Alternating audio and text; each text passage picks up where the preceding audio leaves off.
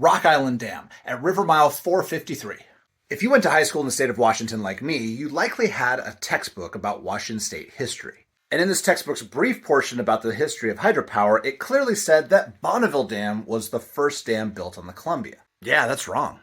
It's an easy mistake to make. After all, this dam was the one that was visited by a sitting president during construction. But a decade before the New Deal put a dam at Bradford Island, this bend in the river near Wenatchee was catching attention.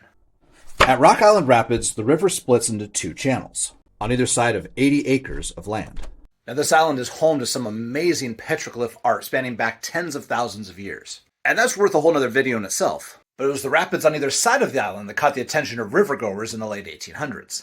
Upstream passage by stern wheel could take hours, with treacherous currents threatening to blow apart any boat that tried. Navigating upstream through these rapids was really only possible at high water. And even then, the boats didn't have enough power to get upstream. Instead, they would run out cables to anchor points on the rocks, and winch the stern wheelers through over a matter of 2 to 4 hours. The fall of the rapids plus the narrowness of the channel made this an attractive site for a dam. And in 1929, a license was granted to Puget Sound Light and Power to begin developing the site. Now, compared to the mega dams like Grand Coulee and Hoover, this is a relatively modest run-of-the-river structure. A powerhouse and wing dam covers the north channel, with a curved overflow structure on the south channel. Now remember, this is the first dam on the Columbia, which means all the flow is unregulated at this point, which means super high floods in the spring and much lower flows in the fall.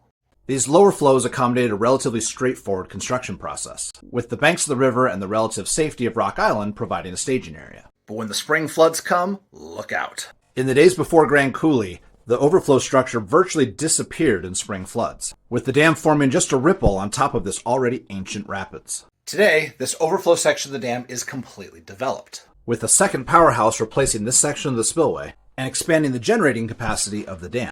Today, Rock Island Dam is owned by Chelan County Public Utilities District, contributing to the region's fleet of locally owned sustainable energy. The original powerhouse features some amazing Art Deco detailing, putting it in the same design category as Hoover Dam and the Golden Gate Bridge.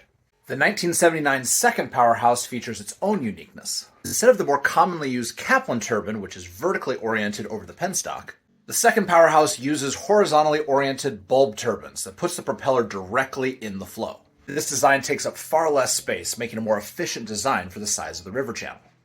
Altogether, Rock Island Dam generates around 623 megawatts of power.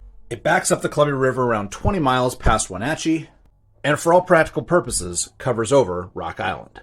It's worth pointing out that those petroglyphs that we talked about earlier are still there under the water. And today, this dam remains an important part of Pacific Northwest history and our current renewable energy system. Traveling further upstream deep into apple country, we come to